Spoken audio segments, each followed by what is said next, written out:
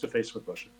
The image of North Korea offensive weaponry painted by the Western press is a bunch of duds that land in the Sea of Japan or land in the Pacific Ocean. Is that accurate, or does North Korea possess offensive weaponry, serious weaponry, that can reach the western coast of the United States?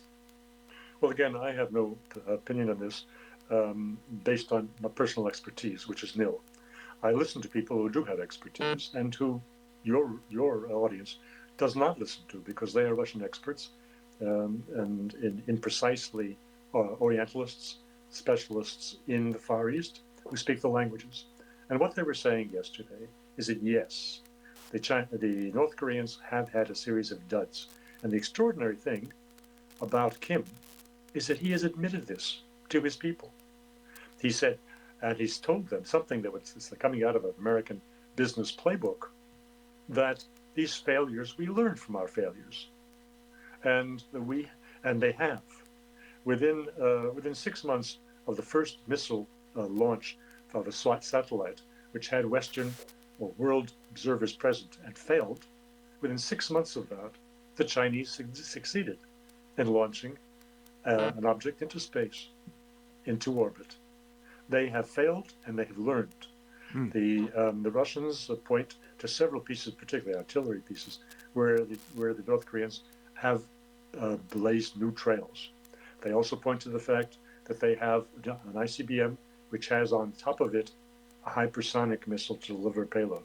Hey, that is their own development. They didn't get this from the Russians or the Chinese or anybody else. So they have devoted enormous assets to missiles, not to Navy, not to Air Force. They have neither, other than submarines, but they do have missiles. And the relevance of this is for the general posture in their region. But the fact of the matter is, they have had for maybe 20 years or more, thanks to their artillery and long-range artillery, by the way. What I mean by long-range, 60 kilometers.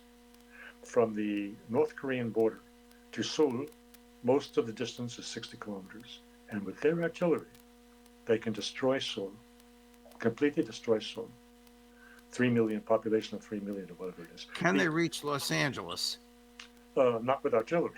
No, I know, not with artillery, obviously, but with missiles. With missiles, probably, yes. The question, of course, that's raised is, will the Russians give them either the weapons or the technology to improve their long-range missiles so that they can reach not just Los Angeles, but Chicago and any other point in the States?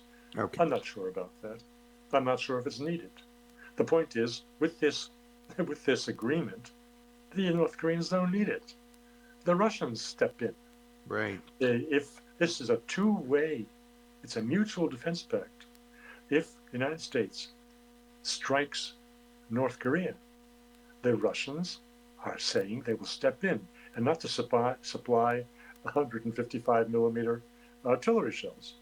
But one can imagine that they can do some serious damage to whomever attacked North Korea. Before I let you go, just a little bit of breaking news in the international sphere. Dutch Prime Minister Mark Rutte, I'm not sure how you pronounce this, R-U-T-T-E, is now set to be the next Secretary General of NATO. Tweedledee and Tweedledum, or is there any significance to this? Well, I think that as an intellect and as a politician, he is a much more significant personality than Stoltenberg has been. He has kept together coalitions that were presenting enormous challenges. So as a politician, I think